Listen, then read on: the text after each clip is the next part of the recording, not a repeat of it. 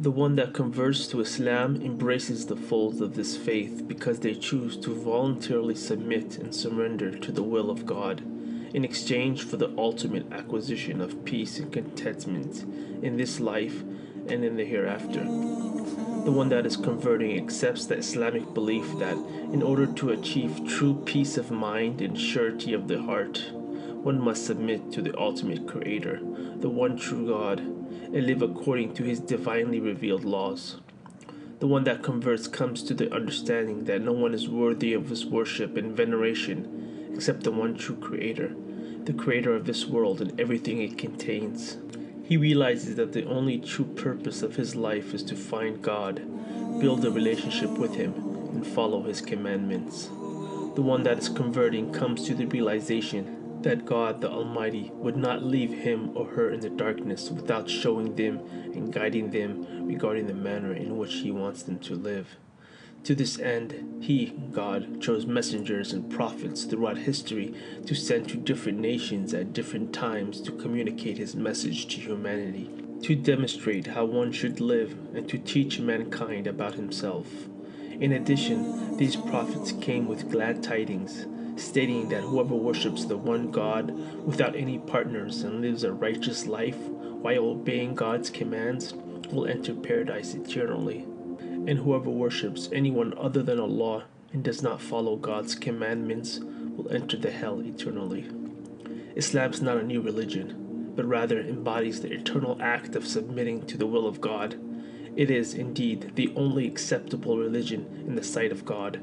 Islam is the true natural religion and offers the same message revealed through the ages to all of God's prophets and messengers.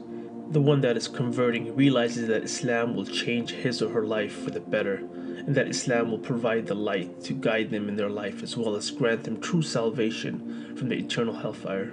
The one that searches for his purpose in life as well as for his creator and is sincere and curious to learn the truth, that person will eventually be guided to the truth by the will of God and by his mercy, love, and justice. God guides whom he wills and whom he pleases.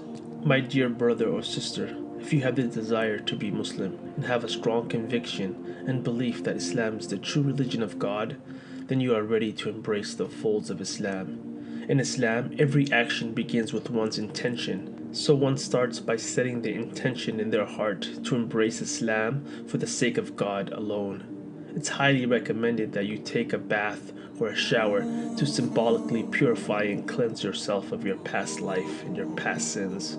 It's also recommended that you wear good clothes on the day of conversion. Unlike other religions, the act of converting to Islam does not involve any rituals, ceremonials, nor baptisms.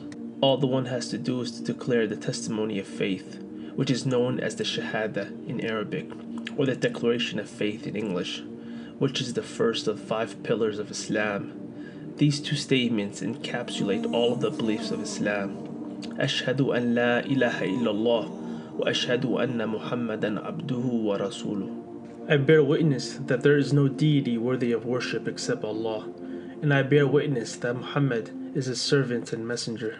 One can simply state this phrase in privacy by himself, or can do so in public with witnesses, especially those who could help them pronounce the wording in Arabic accurately. The testimony of faith is recommended and often done publicly in a mosque or gathering. One testifies, acknowledges, and expresses that he or she is fully convinced, with no doubt, that there is no deity worthy of worship and veneration other than Allah. Allah is the unique name of God. One acknowledges that there is only one God who is the sustainer, the creator, who is in control of all matters and all things, who has no partners, no children, nor associates. He is the Most High, most merciful, all-knowing, all-wise, all-seeing, all-hearing. He is the first, he is the last.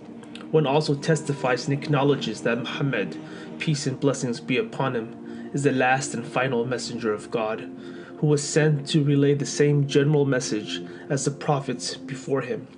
He is the best example and role model for humanity, a slave and a worshipper of Allah, and should not be wrongfully worshipped like past prophets, who were only human messengers of God and not God himself. After one completes his testimony of faith, that individual is now officially Muslim.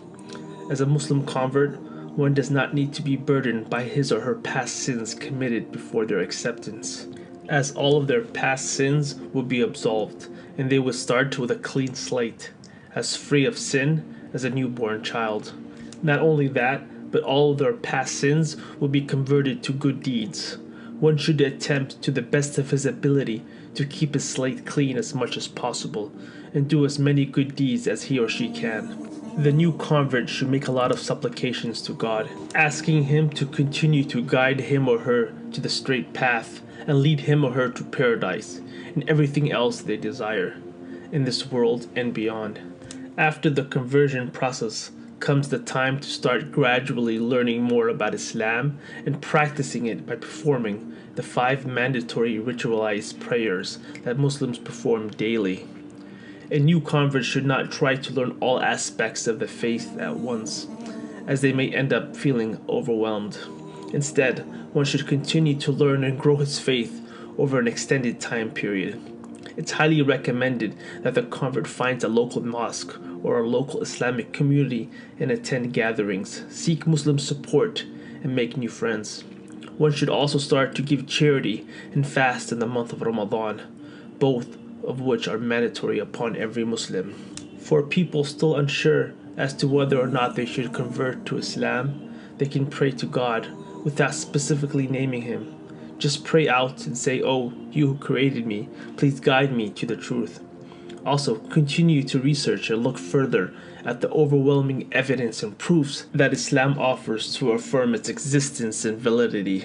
Do not procrastinate and do not take this matter of faith lightly, as you are not guaranteed tomorrow. Your test, your life, can end at any moment. Realize, my brother or sister, that you did not come to this video by random or by chance. You were guided here by your Creator. May your journey to the answer and to the truth be pleasant and successful.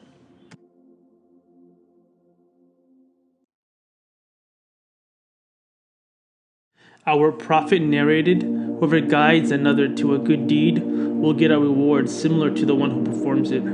So please like, subscribe, and share this video. Assalamu alaikum.